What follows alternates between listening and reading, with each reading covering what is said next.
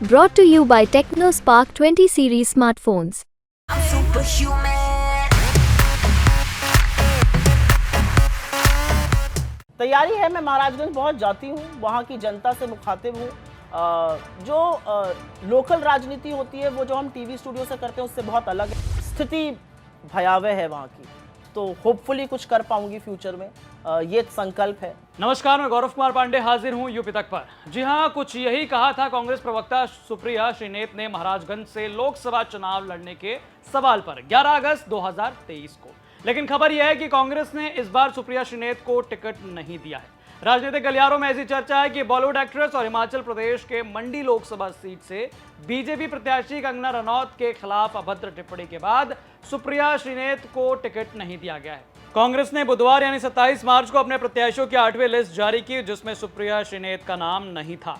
Supriya Shrinate UP की Maharajganj seat से चुनाव लड़ने वाली थी। अब उनकी जगह कांग्रेस ने वीरेंद्र चौधरी को प्रत्याशी बनाया है। सुप्रिया श्रीनेत ने महाराजगंज लोकसभा सीट से 2019 का लोकसभा चुनाव लड़ा था। हालांकि उन्हें हार का सामना करना पड़ा। इस बार भी उनका टिकट तय माना जा रहा था, लेकिन टिकट घोषणा से पहले सुप्रिया श्रीनेत के ऑफिशियल एक्स अकाउंट से कंगना रनौत को लेकर बेहद अमर्यादित पोस्ट कर दी गई, जिसके बाद बीजेपी ने इसे मुद्दा बनाते हुए महिला सम्मान से जोड़ दिया। अब कहा जा रहा है कि कांग्रेस ने डैमेज कंट्रोल करते हुए सुप्रिया श्रीनेत को टिकट नहीं दिया। हालांकि इस सीट के लिए सुप्रिया श्रीनेत खूब तैयारी कर रही थी। न्यूज तक के शो मंच में बात करते हुए उन्होंने इस सवाल पर जवाब दिया, कहा कि भैया सुबह 4 बजे फोन बजना शुरू होता है और वो महाराजगंज के लोगों के लिए समर्पित रहती हैं। देखिए जरा इसको। इस बार जो है चुनाव 2024 महाराजगंज सीट से आप लड़ रही हैं? बिल्कुल लड़ूंगी। कैसी तैयारी है? क्या तैयारी है? मैं महाराजगंज बहुत जाती हूँ, वहाँ की जनता से मुखातिब हूँ। जो लोकल राजनीति होती है वो जो हम टीवी स्टूडियो से करते हैं उससे बहुत अलग है। ये आप जानते हैं, आप पूर्वांचल से आते हैं। लोकल राजनीति बहुत ज़मीनी विवाद लोगों के होते हैं, थाना कचहरी होता है, किसी की FIR नहीं हो रही है, किसी की लड़की नहीं मिल रही है, बहुत सारी ऐसी राजनीति होती है। करती हूँ, सुबह 4 बजे से फ़ोन बजना शुरू होता है, तो हर कॉल का जहां तक हो सकता है जवाब देती हूं। अगर उस समय नहीं दे पाती तो वापस कॉल करती हूं। मुख्य मुद्दों पर बहुत प्रखरता से उठाती हूं।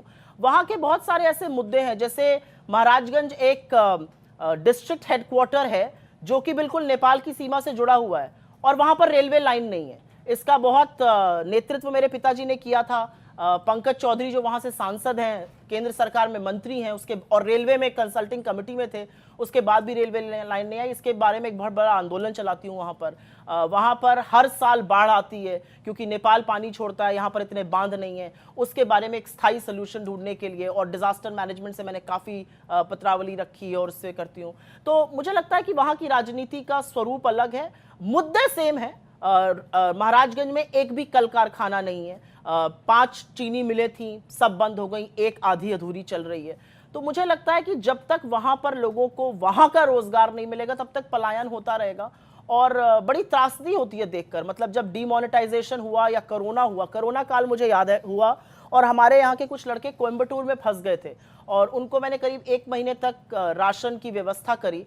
लेकिन ये देखकर दुख हुआ कि वो अपनी परिवार से दूर थे और एक इतनी मजबूरी थी कमाई करने की कि वो वापस घर भी नहीं आ सकते थे, क्योंकि उनको नहीं पता था कि कब आए और कब खुलेगा, फिर कब जाएंगे, नौकरी ना चली जाए। तो ये सारी समस्याएं हैं वहाँ की। मुझे ऐसा लगता है मुख्यमंत्री के गृह क्षेत्र के बगल वाला क्षेत्र है, फिर भी स्थिति भयावह है वहाँ की, तो होपफुली कुछ कर पाऊंगी फ्यूचर में, ये संकल्प है। आपको बता दें कि 2019 लोकसभा चुनाव में सुप्रिया श्रीनेत तीसरे नंबर पर थी। उन्हें महज 72,516 वोट मिले थे। इस सीट पर जीतने वाले कैंडिडेट थे बीजेपी के पंकज चौधरी, जिन्हें 7,26,349 वोट मिले थे, और दूसरे नंबर पर थे सपा के अखिलेश, जिन्हें 3,85,925 वोट मिले थे। तो आंकड़े सुप्रिया श्रीनेत के लिए बेहद चिंताजनक थे। लेकिन इस बार सपा के साथ गठबंधन के तहत 17 सीटों पर चुनाव लड़ रही कांग्रेस ने अब तक 13 सीटों पर प्रत्याशियों की घोषणा कर दी है। हालांकि कांग्रेस ने रायबरेली, अमेठी सहित बची हुई 4 सीटों पर अभी उम्मीदवारों के नामों को लेकर ऐलान नहीं किया है। हालांकि इस बीच सुप्रिया श्रीनेत की चर्चा बेहद तेज है। अब इस मामले पर आपका क्या कहना है हमें कमेंट करके जरूर बताएं। बाकी तमाम खबरों के लिए पढ़िए यूपी तक की वेबसाइट, जिसका लिंक जो है वो डिस्क्रिप्शन बॉक्स में दिया गया है, और तमाम ऐसे वीडियोस देखने के लिए देखते रहें यूपी तक।